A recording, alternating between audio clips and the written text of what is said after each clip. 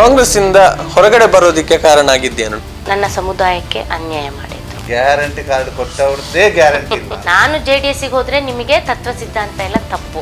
ಜಗದೀಶ್ ಶೆಟ್ಟರ್, ಲಕ್ಷ್ಮಣ್ ಸವದಿ ಒಂದು ಕೋಮುವಾದಿ ಪಕ್ಷದಿಂದ ಬಂದಂತವರಿಗೆ ಸೆಕ್ಯುಲರ್ ಪಾರ್ಟಿಯಲ್ಲಿ ನೀವು ಅಭ್ಯರ್ಥಿಯನ್ನು ಮಾಡ್ತೀರಿ ಅಂತ ಆದ್ರೆ ಯಾರ್ಯಾರು ನಿಮ್ ಜೊತೆ ಬಂದಿದ್ದಾರೆ ಈಗ JDS ಗೆ? ಕಾಂಗ್ರೆಸ್ ನಲ್ಲಿ ನಾನು ಯಾರನ್ನು ಕರೀಲಿಲ್ಲ. ಕಾಂಗ್ರೆಸ್ ನಲ್ಲಿ ಟಿಕೆಟ್ ಕೈ ತಪ್ಪುತ್ತೆ ಅಂದಾಗ 13 ಜನ ಒಟ್ಟಾಗಿ ಒಂದೇ ಹೆಸರು ಹೇಳಿದ್ರಂತೆ, ಹೌದಾ?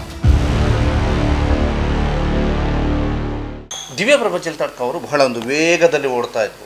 ಪುತ್ತೂರಿನಲ್ಲಿ ಎಲ್ಲಿ ನೋಡಿದ್ರು ಚಿಲ್ತಾಡ್ಕ ಅವ್ರದ್ದು ಫ್ಲೆಕ್ಸ್ ಇತ್ತು, ಅಥವಾ ಅವರ ಓಡಾಟ, ಅವರಿಂದ ಅವರು ಹಣ ಕೊಡುವಂಥದ್ದು, ಅಥವಾ ಅವರೊಂದಷ್ಟು ಸಮಾಜಮುಖಿ ಕೆಲಸ ಕಾರ್ಯಗಳಿಗೆ ಸಪೋರ್ಟ್ ಮಾಡುವಂಥದ್ದು. ಆದರೆ ಕುಟುಂಬದ ಒಂದು ಗಲಾಟೆ ಎಲ್ಲ ಮೀಡಿಯಾಗಳಲ್ಲಿ ಬರ್ತದೆ, ಎಲ್ಲ ಮೀಡಿಯಾಗಳಲ್ಲಿ ಆ ವಿಡಿಯೋ ಬರ್ತದೆ, ಎಲ್ಲ ಮೀಡಿಯಾಗಳಲ್ಲಿ ಆ ಗಲಾಟೆ ಆಗ್ತದೆ, ನಿಮ್ಮ ಮೇಲೆ ಕೇಸ್ ಆಗ್ತದೆ. ಇದು ನಿಮ್ಮ ಓಡಾಟಕ್ಕೆ ಬ್ರೇಕ್ ಹಾಕ್ತಾ ಆ ಗಲಾಟೆ ಏನು, ನಿಜಕ್ಕೆ ನೀವು ಏನು ಹೇಳ್ತೀರಿ, ನಿಮ್ಮ ಸಮರ್ಥನೆ ಏನು? ಆ್ಯಕ್ಚುಲಿ ಫ್ಯಾಮಿಲಿ ಅಂದಮೇಲೆ ಎಲ್ಲರ ಮನೇಲೂ ನನ್ನ ಪ್ರಾಬ್ಲಮ್ಸ್ ಇದ್ದೇ ಇರುತ್ತೆ, ಫ್ಯಾಮಿಲಿ ಇಶ್ಯೂಸ್. ಸೊ ಫ್ಯಾಮಿಲಿ ಬೇರೆ, ಪೊಲಿಟಿಕ್ಸ್ ಬೇರೆ, ಪಬ್ಲಿಕ್ ಬೇರೆ. ನಾವು ಏನಂದರೆ ಎಲ್ಲರ ಮನೇಲಿ ಆಗುವಂಥ ಘಟನೆಗಳೇ ನಮ್ಮ ಮನೆಗಳಲ್ಲೂ ನಡೆದಂಥ ವಿಚಾರ. ಆದರೆ ನಾನು ಪಬ್ಲಿಕ್ಕಲ್ಲಿದ್ದೀನಲ್ಲ, as a politician, public figure. So ಅದು ಹೈಲೈಟ್ ಆಯಿತು, ಪಬ್ಲಿಕ್ ಆಯಿತು, ನಮಗೆ ಪಬ್ಲಿಸಿಟಿ ಜಾಸ್ತಿ ಸಿಕ್ತು. ಹಾಗಾಗಿ ಮತ್ತೆ ಬ್ರೇಕ್ ಏನು ಹಾಕಲಿಲ್ಲ. ಅಲ್ಲ, ಆ ಘಟನೆ ನಿಮ್ಮನ್ನ ಕೆಲ ಕಾಲ ಏಕಾಏಕಿ ಸಮಾಜದಿಂದ ಹೊರಗೆ ತಂತು. ಒಂದು ವಾರ ಆದ್ರೂ ಸೈಲೆಂಟ್ ಆಗಿದ್ರಿ? ಇಲ್ಲ, ನಾನು ಕೆಲಸ ಮಾಡ್ತಾ ಇದ್ದೆ. ನಾನು ಆ ಥರ ಎಲ್ಲ ಕುಗ್ಗಿ ಹೋಗೋ ಹೆಣ್ಮಗಳಲ್ಲ. ಯಾಕೆ ಅಂತಂದ್ರೆ ನಾನು ತಪ್ಪು ಮಾಡಿಲ್ಲ. ನೈಜ ವಿಷಯ ಏನು ಅಂತ ನನಗೆ ಗೊತ್ತಿದೆ. Family matter. ಇವಾಗ ಪಬ್ಲಿಕ್ ಪ್ರಾಬ್ಲಮ್ ಆಗಿದ್ದಿದ್ರೆ, ಪಬ್ಲಿಕ್ ಡ್ಯಾಮೇಜ್ ಆಗಿದ್ರೆ, ನಾನು ಪಬ್ಲಿಕ್ಕಿಗೆ ಡ್ಯಾಮೇಜ್ ಮಾಡಿದ್ದಿದ್ರೆ, ಯಾರ್ದೋ ಬೇರೆ ಒಂದು ಇಶ್ಯೂ ನಮ್ಮ ಮನೆಯಿಂದಾಗಿ ತಪ್ಪಾಗಿದ್ದಿದ್ರೆ ನಾನು ಅದರ ಕುಗ್ಗಿ ಹೋಗ್ತಿದ್ದೆ. ಪಬ್ಲಿಕ್ಕಿಗೆ ಹೇಗಪ್ಪ ಹೋಗೋದು? It's A family matter. ಎಲ್ಲರ ಮನೇಲಿರುವಂಥ ಸಂಸಾರದ ಒಂದು ವಿಷಯಗಳು. ಸೊ ನನಗೆ ಯಾರು ಪಬ್ಲಿಕ್ಸು, ಈವನ್ ನನ್ನ ಪಾರ್ಟಿಯಲ್ಲಿ ಇದ್ದಾಗಲೂ ಕೂಡ ಯಾರು ನನಗೇನು ಅದ್ರ ಬಗ್ಗೆ ಸಮಾಧಾನ ಮಾಡಿದರು, ಧೈರ್ಯ ತುಂಬಿದ್ರು. ವಿರೋಧ ಪಕ್ಷದವರು ಧೈರ್ಯ ತುಂಬಿದ್ರು. ಯಾರೂ ಅದನ್ನು ದೊಡ್ಡ ಇಶ್ಯೂ ಮಾಡಲಿಲ್ಲ. ಬಟ್ ನಾನು ಪಬ್ಲಿಕ್ ಫಿಗರ್ ಆಗಿರೋ ಕಾರಣ ಮೀಡಿಯಾದಲ್ಲೆಲ್ಲ ಬ್ರೇಕ್ ಹಾಕ್ಲಿಕ್ಕೆ ನೋಡಿದ್ರು, ಬಟ್ ಆಗಲಿಲ್ಲ ಅವ್ರ ಕೈಯಲ್ಲಿ. ಅದು ರಾಜಕೀಯನಾ? ರಾಜಕೀಯ. ಇಷ್ಟೆಲ್ಲ ದೊಡ್ಡ ಇಶ್ಯೂ ಆಗ್ಬೇಕಾದ್ರೆ ಅದು ರಾಜಕೀಯ ಅಲ್ವಾ? ಯಾಕಾಗಿ ಟಿಕೆಟ್ ತಪ್ಪಿಸಬೇಕು ಅನ್ನುವ ಕಾರಣ ಆಗಿರ್ಬೋದು.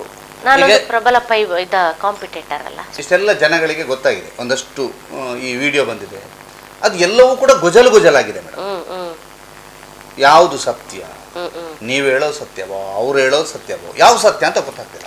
ನೀವು ಈ ಮೂಲಕ ಸಮಾಜಕ್ಕೆ, ಜನರಿಗೆ ಆ ಘಟನೆಯ ಬಗ್ಗೆ ಹೇಳಲಿಕ್ಕೆ ಇಚ್ಛೆ ಪಡ್ತೀರಾ? ಆ್ಯಕ್ಚುಲಿ ಆ ಘಟನೆ ಬಗ್ಗೆ ಹೇಳಲಿಕ್ಕೆ ಹೋದರೆ ತುಂಬ ಟೈಮ್ ಹಿಡಿಯುತ್ತೆ. ಈಗ ಒಂದು ವಿಷಯ ನಾನು ಮೇಲ್ಮೇಲೆ ಹೇಳಿದ್ರು ಜನಗಳಿಗೆ ಕ್ಲಿಯರಾಗಿ ಗೊತ್ತಾಗಲ್ಲ.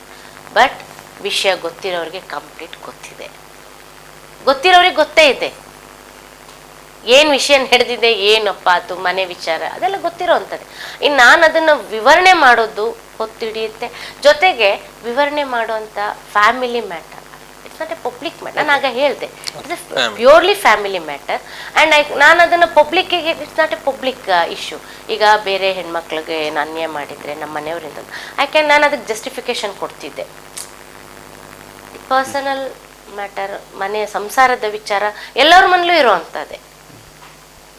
ಅದೀಗ ಬಗೆಹರಿತು, ಕ್ಲಿಯರ್ ಆಗಿದೆ. ಆದ್ರೆ ನಿಮ್ಗೆ ಟಿಕೆಟ್ ಕೈ ತಪ್ಪೋದಿಕ್ಕೆ ಅದೇ ಕಾರಣ ಆಯ್ತಾ? ಇಲ್ಲಪ್ಪ, ಇಲ್ಲ, 100% ಇಲ್ಲ. ಟಿಕೆಟ್ ತಪ್ಪಲಿಕ್ಕೆ ಅದು ಕಾರಣ ಆಗಲಿಲ್ಲ. ಬೇರೆ ವಿಷಯದಲ್ಲಿ ಇರ್ಬೋದು, ಅಥವಾ ನಮಗೆ ಕಾಂಗ್ರೆಸ್ ಪಕ್ಷದಲ್ಲಿ ಟಿಕೆಟ್ ತಗೊಳ್ಳೋ ಯೋಗ ಇಲ್ಲ ಅಂತ ಆಗಿದ್ದಿರ್ಬೋದು. ರಾಜಕೀಯ ಅಂತ ಹೇಳಿದ್ರಿ, ಪ್ರಯತ್ನಗಳಾಗಿರ್ಬೋದು ಅನ್ನುವಂಥದ್ದನ್ನೇ ಹೇಳಿದ್ರಿ. ತಮ್ಮನ್ನ ಕುಗ್ಗಿಸುವಂತ, ತಮಗೆ ಬ್ರೇಕ್ ಹಾಕುವ ಪ್ರಯತ್ನ ಆಗಿರ್ಬೋದು ಅನ್ನುವಂಥದ್ದನ್ನ ಹೇಳಿದ್ರಿ.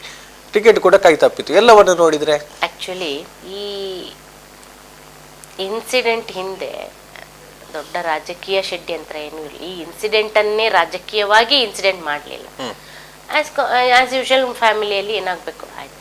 ಬಟ್ ಅದನ್ನು ಅವರು ಯೂಸ್ ಮಾಡಿದ್ರು, ಅಂದರೆ ಅದನ್ನು ಅವರು ಎನ್ಕ್ಯಾಶ್ ಮಾಡಿಕೊಂಡ್ರು ಸ್ವಲ್ಪ ಮಟ್ಟಿಗೆ.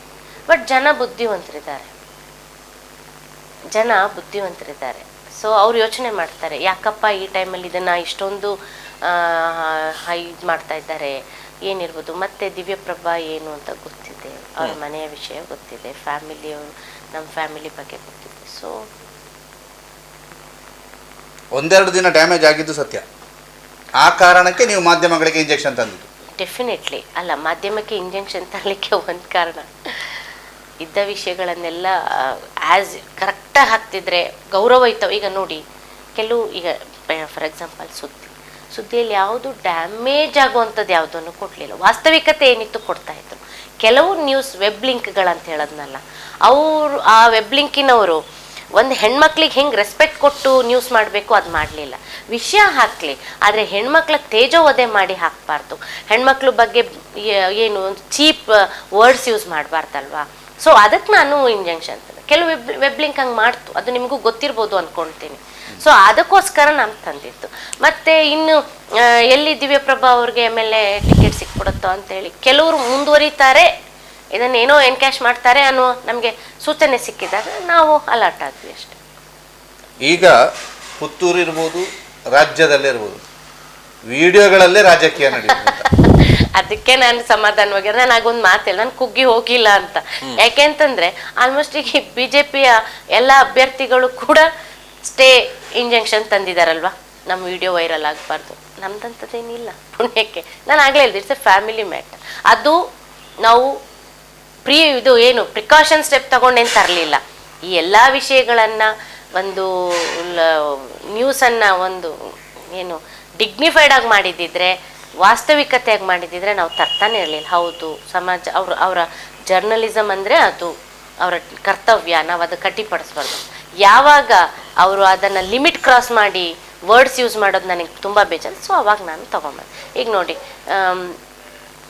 ಎಲ್ಲ MLA ನಮ್ಮ ಜಿಲ್ಲೆಯಲ್ಲೇ ಇದ್ದಾರೆ, MLA ಕ್ಯಾಂಡಿಡೇಟ್ಸ್ ಎಲ್ಲ BJP ಪಕ್ಷದವರು ಎಲ್ಲರೂ ತಂದಿದ್ದಾರೆ.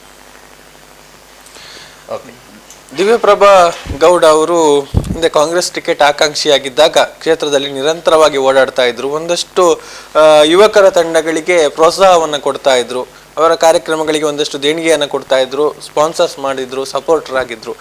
ಈಗ ಅವರೆಲ್ಲರೂ ಕೂಡ ದಿವ್ಯಪ್ರಭಾ ಗೌಡ ಅವರ ಜೊತೆಗಿದ್ದಾರೆ. ಯಾಕಂತ ಹೇಳಿದರೆ ಇಲ್ಲಿ ಹೆಚ್ಚಾಗಿ ಯುವಕರ ದಂಡು ಈಗ ಹಿಂದುತ್ವ ಅಥವಾ ಅದರ ಆಧಾರದಲ್ಲಿ ಹೋಗ್ತಾ ಇದೆ. ಇಂಥ ಸಂದರ್ಭದಲ್ಲಿ ತಮ್ಮಿಂದ ಅಥವಾ ತಾವು ಒಂದು ಪ್ರೋತ್ಸಾಹ ಕೊಟ್ಟವರು ಈಗ ನಿಮ್ಮ ಜೊತೆಗಿದ್ದಾರಾ ಅಂತ? ಯೂತ್ಸ್ ತುಂಬ ಬುದ್ಧಿವಂತರಿದ್ದಾರೆ. ನಮ್ಮ ದಕ್ಷಿಣ ಕನ್ನಡ ಜಿಲ್ಲೆಯಲ್ಲಿ ಯೂತ್ಸ್ ಇದ್ದಾರಲ್ಲ, ಅವ್ರ ಬಗ್ಗೆ ನಂಗೆ ತುಂಬ ರೆಸ್ಪೆಕ್ಟ್ ಇದೆ. ನಾನು ಯಾಕೆ ಯೂತ್ಸಿಗೆ ಸಪೋರ್ಟ್ ಮಾಡ್ತೀನಿ ಅಂತಂದರೆ, ನನಗೆ ಬೇರೆ ಜಿಲ್ಲೆ ವಿಚಾರ ನಾನು ಮಾತಾಡೋಕ್ಕೆ ಹೋಗಲ್ಲ. ನಾನು ಪುತ್ತೂರು ವಿಧಾನಸಭಾ ಕ್ಷೇತ್ರದಲ್ಲಿ ಓಡಾಡುವಂತಹ ಸಂದರ್ಭದಲ್ಲಿ ನನಗೆ ಯುವಕರ ಸಂಘಗಳ ಪರಿಚಯ ಆಗುವಾಗ, ನಮ್ಮ ಮನೆಗೆ ಬಂದು ಅವ್ರು ಮಾತಾಡಿ ಸ್ಪಾನ್ಸರ್ಶಿಪ್ ಕೇಳುವಾಗ ನನಗೆ ಅವ್ರ ಬಗ್ಗೆ ಗೌರವ ಬರ್ತಿತ್ತು, ಗೌರವ ಇದೆ. ಯಾಕೆ ಅಂದರೆ ಹಿಂದುತ್ವ ಬೇಕು, ಧರ್ಮ ಬೇಕು, ದೇಶ ಪ್ರೇಮ ಬೇಕು, ಅದೆಲ್ಲ ಅವರಲ್ಲಿ ನಾನು ನೋಡ್ತಿದ್ದೆ. ಅವರಲ್ಲಿ ಆ ಒಂದು ಗುಣ ನನಗೆ ಇಷ್ಟ ಆಗ್ತಿತ್ತು. ಈಗ ನನ್ನ ಹತ್ರ ಯಾರೇ ಬರಲಿ, ಈಗ ಇವನ್ ಮುಸ್ಲಿಂ ಬಂದ್ರು ಕೂಡ ಅವನಿಗೆ ದೇಶ ಪ್ರೇಮ ಇರಬಾರ್ದು ಅಂತಿದ್ಯಾ? ಈಗ ಅವರವರ ಧರ್ಮ ಅವರವರಿಗೆ ದೊಡ್ಡದು. ನಮ್ಗೆ ಈಗ ಹಿಂದುತ್ವವನ್ನ ಪ್ರತಿಪಾದಿಸಬಾರ್ದು, ಯುವಕರು ಹಿಂದುತ್ವದ ಒಂದು ಫಾಲೋ ಮಾಡಬಾರ್ದು ಅಂತ ನಾನು ಹೇಳುದಿಲ್ಲ. ಮಾಡಲೇಬೇಕು. ನಮ್ಮ ಧರ್ಮ ನಾವು ರಕ್ಷಿಸ್ಕೊಳ್ಬೇಕು, ನಮ್ಮ ಧರ್ಮವನ್ನು ನಾವು ಬೆಳೆಸ್ಬೇಕು, ಬೇರೆ ಧರ್ಮವನ್ನು ಗೌರವಿಸಿ ಅಂತ ನಾನು ಮೆಸೇಜ್ ಕೊಡ್ತಿದ್ದೆ. ನಮ್ಮ ದೇಶವನ್ನ ಪ್ರೀತಿಸಿ, ನಮ್ಮ ದೇಶ ಪ್ರೇಮ ಬೆಳೆಸ್ಕೊಳ್ಳಿ. ನಾನು ಯಾವಾಗ್ಲೂ ಹೇಳ್ತಿದ್ದೆ, ನಮ್ಮ ಸಂಸ್ಕಾರ ಸಂಸ್ಕೃತಿಯನ್ನು ಉಳಿಸ್ಕೊಳ್ಳೇಬೇಕು. ನಾವ್ ಯಾರು ಅದನ್ನ ಉಳಿಸ್ಕೊಳ್ಳಿಲ್ಲ ಅಂತಂದ್ರೆ ದೇಶ ಅದು ಉಳಿಯಲ್ಲ. ಯಾರಾದ್ರೂ ಒಬ್ರು ಉಳಿಸೋರ್ ಬೇಕಲ್ಲ. ನಾನು ಆಗಾಗ್ಲೇ ಹೇಳ್ದಾಗ, ಅನ್ಯಾಯ ಆಗಿದೆ ಅಂದ್ರೆ ಅದನ್ನ ವಿರೋಧಿಸಿ ಪ್ರತಿಭಟಿಸಿ ಹೊರಗೆ ಬಂದಾಗ್ಲೇ ಸಮಾಜಕ್ಕೆ ಗೊತ್ತಾಗೋದು ಅಲ್ಲೇನೋ ಆಗಿದೆ ಅಂತ. ನಾವೆಲ್ಲ ಒಂದೇ ಅಂತೇಳಿ ಅನ್ಯಾಯವನ್ನು ನುಂಗಿಕೊಂಡು ಹೋದ್ರೆ ಅಲ್ಲಿ ಏನ್ ಅರ್ಥ ಇದೆ? ಹಾಗೆ ನಾವು ಒಂದು ವ್ಯವಸ್ಥೆಯನ್ನು ಉಳಿಸ್ಬೇಕಾದ್ರೆ ಹೋರಾಟ ಮಾಡ್ಲೇಬೇಕು, ತಪ್ಪಲ್ಲ. ಸೊ ಆ ಯುವಕರಿಗೆ ಯಾಕೆ ನಾನು ಪ್ರೋತ್ಸಾಹ ಮಾಡ್ತಿದ್ದೆ ಅಂದ್ರೆ, ಅವ್ರು ಬಂದು ಮೇಡಮ್ ನಾವು ಈ ತರ ಮಾಡ್ತಾ ಇದ್ದೀವಿ ಇಂಥ ಕಾರ್ಯಕ್ರಮ. ಸೊ ಅವ್ರಿಗೆ ಯಾರು ಸಪೋರ್ಟ್ ಮಾಡಬೇಕು? ಅವ್ರು ಯಾಕೆ ನಮ್ಮ ಹತ್ರ ಬಂದಿದ್ದಾರೆ? ನನ್ನ ಮೇಲೆ ಭರವಸೆ ಇಟ್ಟು ಬಂದಿದ್ದಾರೆ. ಅವ್ರು ಮೇಡಮ್ ಸಪೋರ್ಟ್ ಮಾಡ್ತಾರೆ. ಅವ್ರಿಗೆ ತುಂಬಾ ಜನ ಇದ್ದಾರೆ, ಬೇರೆ ಬೇರೆಯವರು ಇರ್ತಾರೆ. ಗೆಸ್ಟ್ ಹಾಕ್ತಿವಿ ಅಂದ್ರೆ ಯಾರಾದ್ರೂ ಸ್ಪಾನ್ಸರ್ ಮಾಡೋವಂಥವ್ರು ಇದ್ದಾರೆ, ದಾನ ಕೊಡೋ, ಡೊನೇಷನ್ ಕೊಡೋ. ದಿವ್ಯಪ್ರಭನ ಹತ್ರನೇ ಯಾಕೆ ಬರಬೇಕು? ನಾನು ಅಲ್ಲಿ ಯೋಚನೆ ಮಾಡಿದೆ, ಸಮಥಿಂಗ್ ಅವ್ರೇನೋ ನನ್ನ ಮೇಲೆ ಒಂದು ವಿಶ್ವಾಸ ಇಟ್ಟಿದ್ದಾರೆ, ಏನೋ ಅವ್ರಿಗೆಲ್ಲೋ ಒಂದು ಭರವಸೆ ಇದೆ ಅನ್ನೋದನ್ನ ನಾನು ಅದನ್ನು ಗಮನಿಸ್ಕೊಂಡೆ. ನನ್ನ ಅವಶ್ಯಕತೆ ಅವರಿಗಿದೆ. ಈಗ ಅವ್ರು ಎಲ್ಲಿದ್ದಾರೆ? ಅವ್ರು ಅದಿರೋಲ್ಲೇ ಇದ್ದಾರೆ, ನನ್ನ ಜೊತೆ ಇದ್ದಾರೆ. ಖಂಡಿತ ಖಂಡಿತ. ಅದಕ್ಕೆ ನನಗೆ ಖುಷಿಯಾಗಿದ್ದು, ಅವತ್ತು ನಾನು ಕೆಲವು ತಗೊಂಡಂತಹ ನಿರ್ಧಾರಗಳು, ಅವತ್ತು ನಾನು ಮಾಡಿದಂತಹ ಸಹಕಾರ ಸಪೋರ್ಟ್ ಏನಿರ್ಬೋದು, ಅದೆಲ್ಲ ಇವತ್ತು ನನಗೆ ಸಪೋರ್ಟ್ ಆಗ್ತಾ ಇದೆ ಅಂತ. ದಿವ್ಯಪ್ರಭು ಅವರು ಏಕಾಏಕಿ JDSಗೆ ಹೋದಾಗ ಫ್ಯಾಮಿಲಿ ಹತ್ರನೂ ಕೂಡ ಕೇಳಲಿಲ್ಲ, ಏಕಾಏಕಿ ರಾಜಕೀಯ ನಿರ್ಧಾರ ತೆಗೆದುಕೊಂಡ್ರು. ಫ್ಯಾಮಿಲಿ ಅವರು ಏನು ಹೇಳಿದ್ರು? ನಮ್ಮ ಮನೇಲಿ ನನ್ನ ಹಸ್ಬೆಂಡ್ಗೆ ಹೇಳಿರ್ಲಿಲ್ಲ ನಾನು JDSಗೆ ಹೋಗ್ತಾ ಇದ್ದೀನಿ ಅಂತ. ಯಾಕೆಂದ್ರೆ ನಾನು ಬ್ಲ್ಯಾಂಕ್ ಆಗಿದ್ದೆ. ನಾನು ಫುಲ್ ಬ್ಲ್ಯಾಂಕ್ ಅಂತ ಹೇಳಕ್ ತಲೆಯಲ್ಲಿ ತುಂಬಾ ಏನೋ ತುಂಬ್ಕೊಂಡಂಗೆ ಆಗ್ಬಿಟ್ಟಿತ್ತು. ದಿನಗಳಿಲ್ಲ. ನಾನು ನನ್ನ ಸಿಸ್ಟರ್ಸ್ ಇದ್ರು ಬ್ಯಾಂಗ್ಳೂರಲ್ಲಿ, ಅವ್ರ ಜೊತೆ ಡಿಸ್ಕಸ್ ಮಾಡ್ತಾ ಇದ್ದೆ. ಲಾಸ್ಟಿಗೆ ಸೇರೋ ದಿವಸ ಮಾತ್ರ ನನ್ನ ಹಸ್ಬೆಂಡಿಗೆ ಫೋನ್ ಮಾಡಿ ನಾನು ಹೀಗೆ ಹೋಗ್ತಾ ಇದ್ದೀನಿ ಅಂದೆ.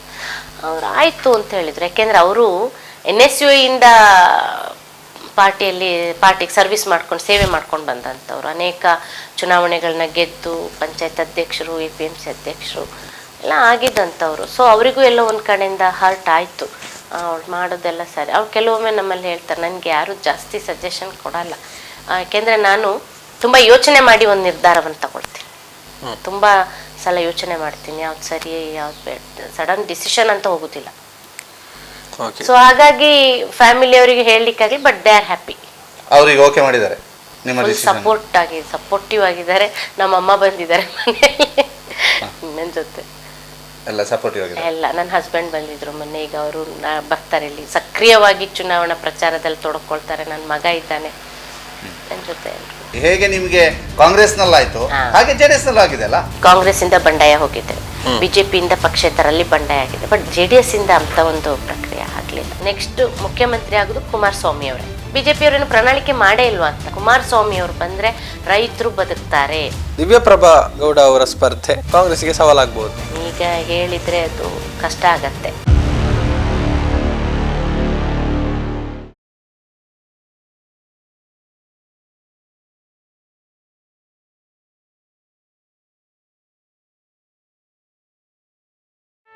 ಸುದ್ದಿ ಚಾನಲ್, ಕ್ಷಣ ಕ್ಷಣದ ಸುದ್ದಿಗಾಗಿ.